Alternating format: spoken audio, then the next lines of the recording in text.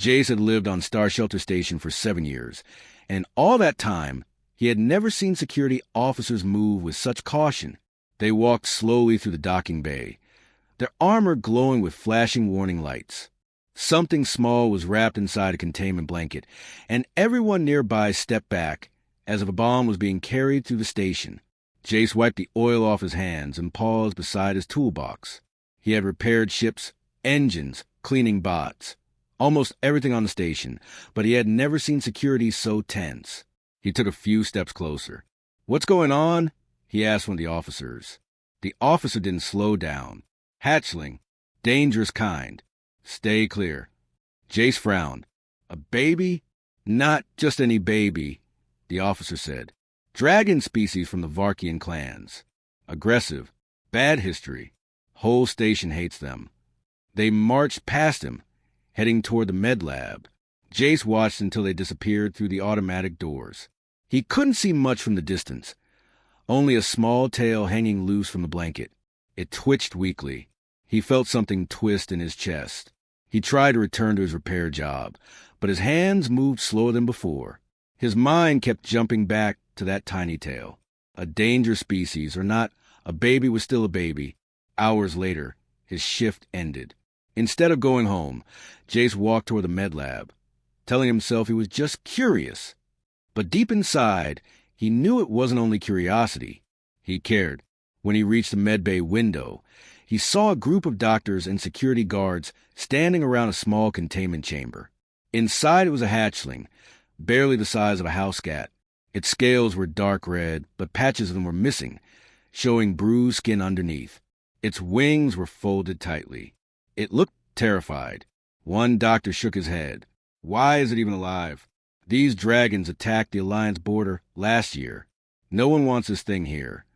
A security guard responded. "Should we send it away? Dump it back where it came from."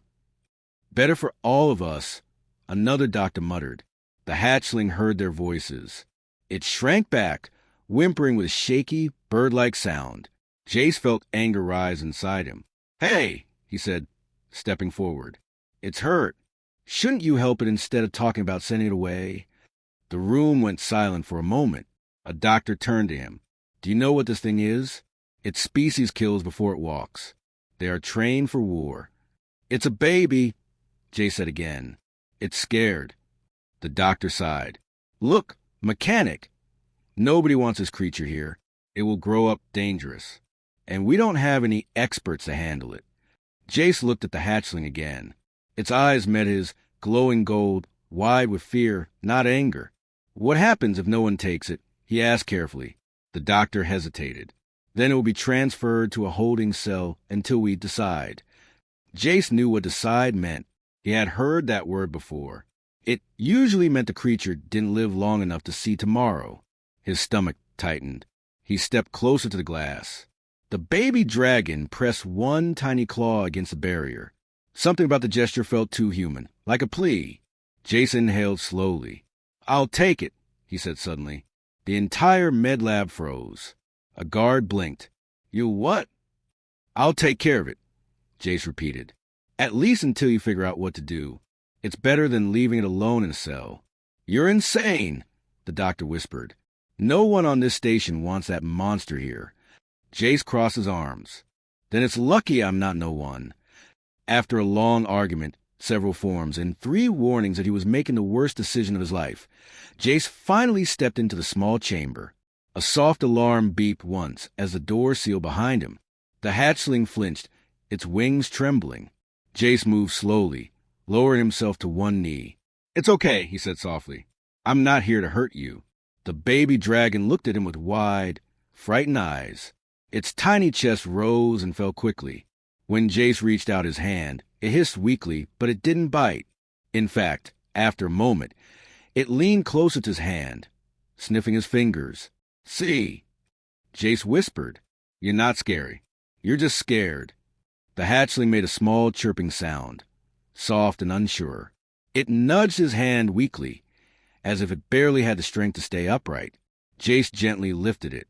It was warm, much warmer than a human baby would be, and surprisingly light. It curled against his chest, tucking its head under his chin. The medical staff watched in shock from outside. "I told you," one guard whispered. "He's crazy." Jace ignored them. He held the hatchling close as he left the med bay. The halls were busy, but when people saw the dragon, they gasped and stepped away. Some hid behind doors. Some pointed. Some cursed under their breath. Why would he bring that thing here? Does he want the station blown up?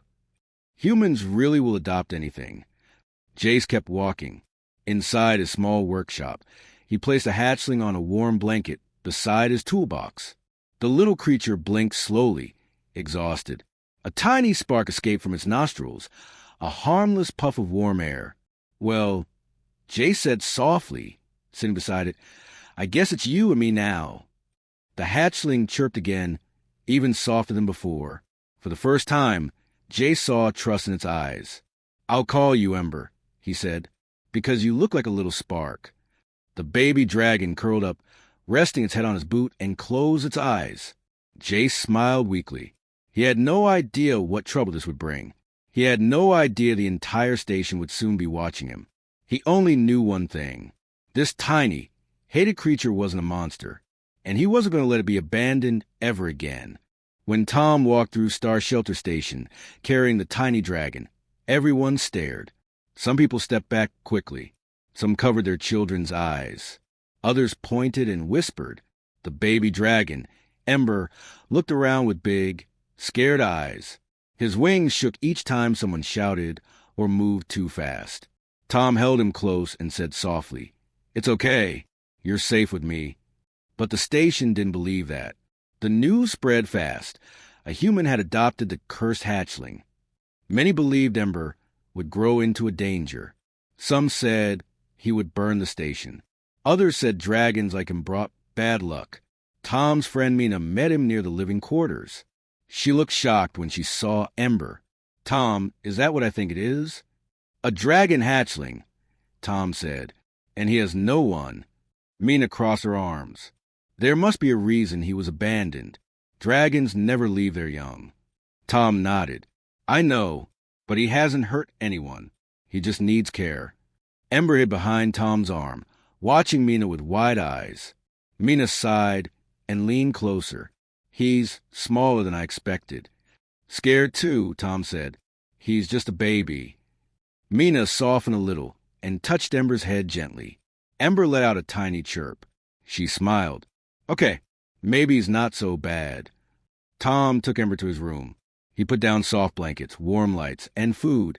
Ember sniffed everything and then curled up next to Tom's shoe, refusing to move away from him. Tom sat on the floor and stroked the small scales on Ember's back. Ember closed his eyes, comforted by the warmth. The next day, things became harder. When Tom took Ember for a checkup at the station's med wing, people panicked. A guard moved closer and placed a hand on his weapon. "Sir, you can't bring that creature here," the guard said. "He's a living child," Tom answered calmly. "He needs medical care like anyone else." The guard hesitated. Ember looked up with innocent eyes and made a soft sound, like a whimper. The guard slowly stepped aside, but kept watching them. Inside, the medic, Dr. Halden, frowned. "You adopted that?" Tom nodded. "Ember is alone. I couldn't leave him." Dr. Halden performed the exam carefully. Ember flinched at every tool. Tom held his tiny claw to keep him calm. After a while, Dr. Halden said, "He's healthy, but his wing bones, they're different." "Different how?" Tom asked. "Stronger. Maybe even unstable. We don't know. No dragon species matches him." Dr. Halden paused. "He might be experimental." Tom felt a wave of worry. Ember looked normal, but if someone had made him in a lab or changed him, no wonder everyone feared him. "Whatever he is," Tom said, "he deserves a chance." On the way back, Tom bought a small glowing orb from the market, thinking Ember might like it as a toy. When he returned to his quarters, he placed the orb on the floor. Ember stared at it, then tapped it with his nose. The orb rolled away, glowing brighter. Ember chased it with excited chirps, wings flapping awkwardly. For the first time, he looked like a happy child, but the moment didn't last long. Someone knocked loudly on Tom's door. When he opened it, he found 3 station officials. The leader, Commander Reyna, stared at Ember with cold eyes. "Mr. Tom Carter," she said, "the council is concerned. That hatchling is dangerous. Reports say he caused harm before he was found." Tom stood firmly. "He hasn't harmed anyone here." "That creature is unpredictable," Reyna said. "It might grow violent." Ember crawled behind Tom, shaking. Tom stepped in front of him. "He's scared, not violent."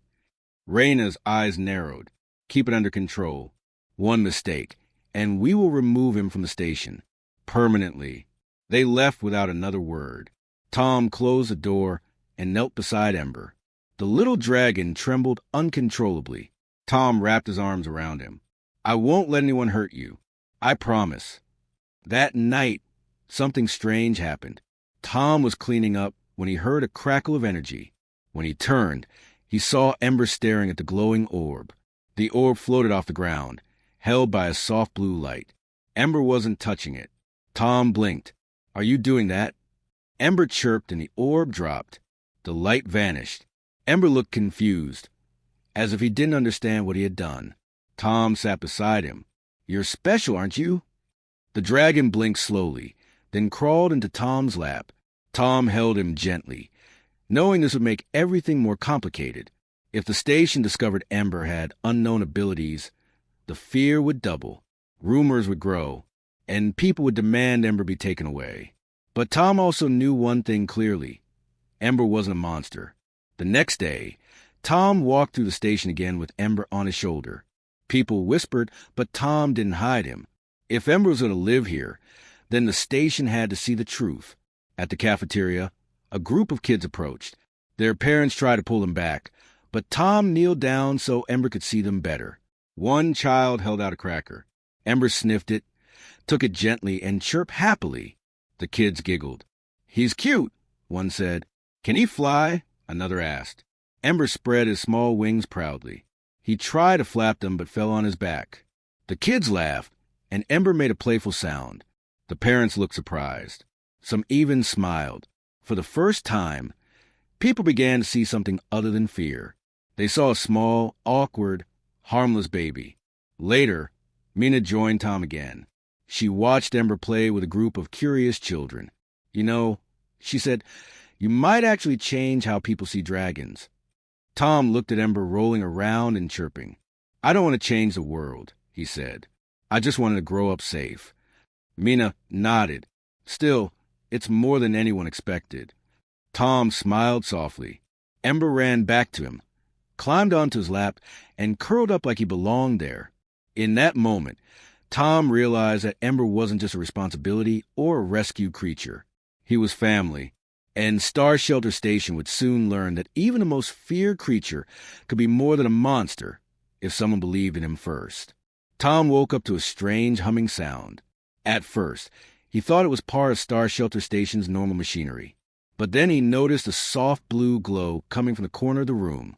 Ember was sitting there, eyes wide, wings half open, looking confused and scared. The small dragon's body shook as the glow around him grew brighter. Tom slowly moved closer. "Ember? What's happening?"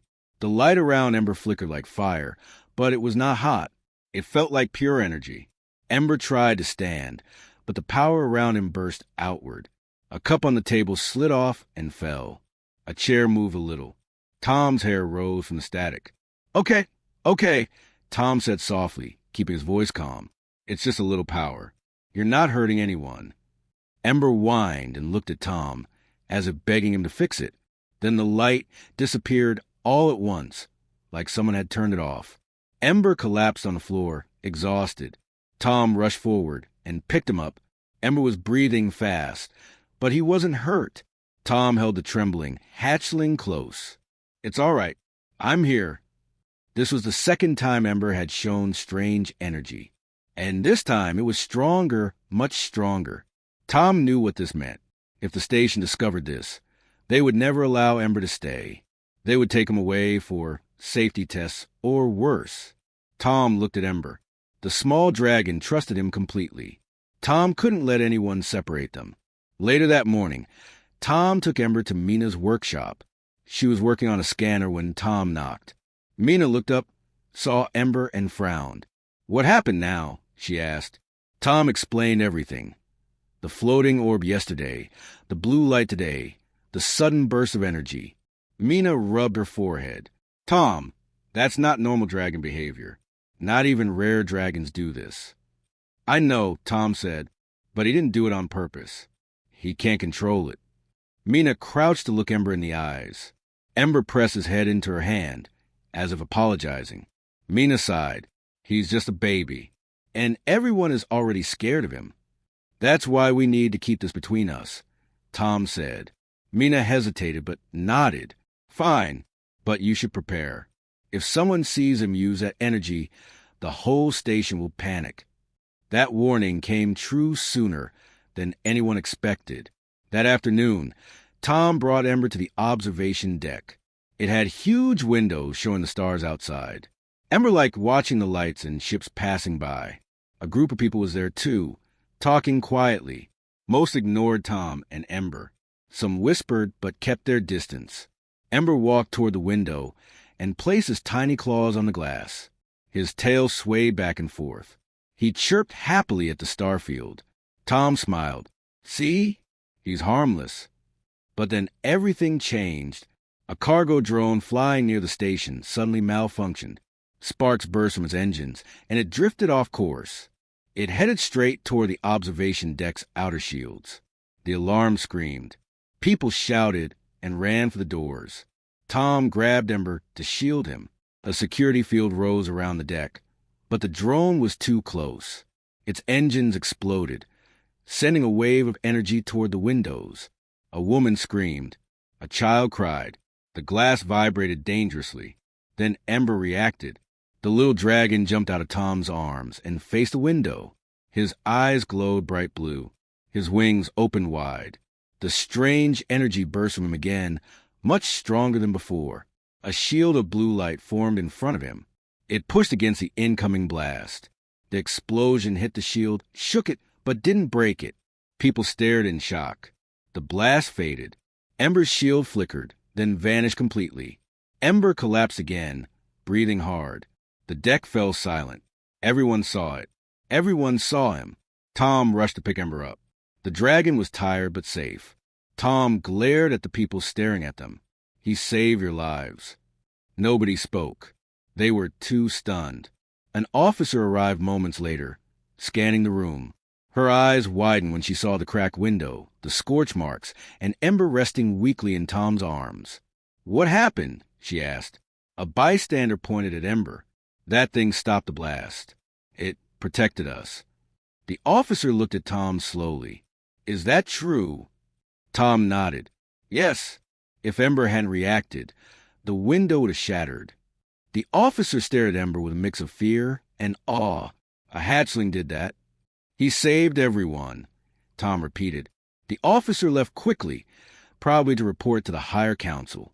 Tom knew this was trouble. Later, Tom sat with Ember alone in his room. Ember lay on the bed, weak but awake. He nudged Tom's hand gently. Tom stroked his head. "You were brave today," Tom whispered. "But now everyone knows." Mina came in without knocking. "Tom, the council is already talking." Tom looked up sharply. "What are they saying?" Mina sat down and sighed. "Half of the council thinks Ember is dangerous. The other half thinks he's a miracle. They don't know if he's a weapon or a hero." Ember squeaked softly, as if he understood. Tom clenched his jaw. "He's a child. That's all." "Maybe to you," Mina said quietly. "But to them, he's something they can't explain." A message alert beeped from Tom's communicator. He checked it and felt his stomach twist. It was from Commander Reyna. "Report to the council chamber. Bring the hatchling." Tom looked at Ember and whispered, "Everything is about to change." The little dragon crawled closer and placed his head on Tom's arm. It was a simple gesture, but Tom felt the truth in it. Because today, Ember didn't just show power. He changed the way the station saw him. He wasn't the cursed hatchling anymore. He was something new, a spark that could bring fear or hope. And Tom knew the next step would decide which one it would be. Tom stood outside the council chamber, holding Ember close. The hatchling rested weakly in his arms, still tired from the powerful shield he had created earlier. The door slid open with a loud hiss, and Tom stepped inside. The room was full. Council members sat in a half-circle, along with several officers and many high-ranking guests. But one figure made Tom's stomach twist. The tall ambassador of the Dragon Empire, dressed in dark silver armor, wings folded behind her. She was not there earlier. She had arrived because of Ember. Tom walked forward until he reached the center platform. Ember lifted his head weakly and looked around, confused and nervous. The council leader spoke first. Tom Hayes, you were called here because something extraordinary happened today. The hatchling you adopted showed a unique and powerful ability. Tom nodded but said nothing. Another council member leaned forward. The blast should have killed us. The shield he produced, it was nothing like we've seen before. People murmured. Some were impressed. Others were afraid. Then the Dragon Ambassador stood. Her voice was deep and sharp. This child is one of our kind. His power is ancient. You humans know nothing about it. The room fell silent. Tom held Ember closer. He saved lives. That should matter more than anything else. The ambassador looked at Tom. You have cared for him. For that, the Empire gives respect. But now, the matter is beyond you. Tom's heart dropped. What do you mean? The ambassador raised her chin. The Dragon Empire has decided. We want the hatchling returned to us. He belongs with his own kind. Ember let out a small, frightened sound and dug his claws into Tom's shirt. Tom could feel him trembling. The council whispered among themselves, unsure what to say. One member spoke. Our station has no right to refuse. The child is not human. Tom stepped forward, voice shaking but firm. He's not an object. He's not something you take or give. He's a child, and he chose me. The ambassador's eyes narrowed. He is dangerous. His power could destroy a city if uncontrolled. The Empire can train him safely. He's not dangerous, Tom said. He's scared, and he trusts me. The ambassador walked closer. Her footsteps echoed through the chamber. She stood only a meter away from Tom. Human, she said quietly. Do you truly believe you can handle what he is becoming? Tom looked at Ember, small, weak, shaking, and felt a wave of protectiveness. I don't know everything, but I won't abandon him. The ambassador watched him for a long moment, then turned to council. The Empire officially requests the hatchling. We will raise and protect him and teach him. Tom's hands clenched. Ember pressed his face against Tom's chest. Mina, sitting in the back, suddenly stood. Wait, if the Empire takes him, will we ever see him again? No, the ambassador said simply. A ripple of shock passed through the room. Tom felt anger flare in his chest. You will take him away forever? After he saved your lives today? He has a destiny, the ambassador replied, and you humans are not part of it. The council leader looked troubled. Ambassador, we must consider the emotional bond between the human and the hatchling. A bond does not override safety, one officer argued. We cannot keep a creature this powerful on a civilian station. He saved us, Mina snapped. Why is everyone ignoring that? The Dragon Ambassador lifted her hand for silence. Hatchlings who show early power are rare. The Empire honors them. But if raised wrong, they become unstable. Ember whimpered softly. Tom gently stroked his head. Tell me something, Tom said. Why was he abandoned in the first place? Why did no one come for him? The ambassador's eyes flickered with something like embarrassment. That is complicated. Complicated enough to leave him alone on a station? Tom said sharply. A heavy silence followed. The ambassador finally spoke. There was fear, rumors. Some believed the hatchling was cursed. Others thought he carried a dangerous bloodline. When he vanished, no one searched. Tom felt a deep sadness in his chest. Ember had suffered because of fear, just like here. Then he found me, Tom said, and he wasn't cursed. He was just lonely and scared. The ambassador looked at Ember, who stared back with big, uncertain eyes. The room waited for her response. After a moment, She said, "The Empire is willing to offer you something, a place on our home world. You may accompany him as a caretaker." Gasps filled the room. Tom blinked. "What?" "You care for him. He trusts you. That makes you useful." She paused. "We do not offer humans places in our society lightly. But if that is what keeps the hatchling calm, we allow it." Mina whispered, "Tom, that's huge." But Tom didn't answer yet. He looked at Ember. The small dragon crawled into his arms fully now, wrapping his tail around him like he always did. His wings folded tightly. His glowing eyes watched Tom with absolute trust. Tom felt his heart soften. He couldn't let anyone take Ember away alone, scared, without a familiar face. Tom breathed out. "If I go with him, will he be safe?" The ambassador nodded slowly. "Yes, he will be raised with honor." Tom closed his eyes for a second. Then he nodded. "Then I'll go." The room erupted into whispers again. "Tom, are you sure?" Mina asked. Tom hugged Ember close. "He needs me." The ambassador stepped forward and extended her hand. "Then the Empire welcomes you, human Tom." Ember chirped softly as if relieved. But as Tom shook the ambassador's hand, he realized something. This choice would change everything. He wasn't just protecting Ember anymore. He was stepping into the heart of the Empire. And they wanted the hatchling for a reason they still hadn't revealed. Something bigger was coming. And Tom and Ember were now in the middle of it. Tom stood on the landing platform of the Dragon Empire's capital world, holding Ember close. The air shimmered with heat from thousands of wings high above. Huge towers made of black stone and glowing crystals rose into the sky. Everything felt sharp, powerful, and completely different from the quiet metal halls of Star Shelter Station. Ember pressed against his chest, trembling a little. Tom gave him a gentle rub behind the horns. "I'm here," Tom whispered. "I'm not going anywhere." A group of dragons landed nearby, their wings stirring the ground with warm wind. The ambassador, who had come to take them, stepped forward. She looked calmer now, almost soft. "Welcome," she said. "Today, the hatchling begins his life among his own kind, and you begin yours among us." Tom nodded, though his stomach felt tight with nerves. They walked through grand halls decorated with carvings of dragons in battle, dragons in flight, dragons guarding worlds. Tom noticed something odd. Many dragons stopped to stare at Ember, not with anger, but with curiosity. Some even bowed their heads. Tom whispered to Ember, "Looks like you're kind of famous." Ember made a small chirping sound, unsure if he liked that. After a long walk, they reached a huge nest chamber filled with soft glowing sand. Dozens of young dragons played, practiced small bursts of flame, or napped in the warm light. Tom expected Ember to run to them. Excited. He didn't.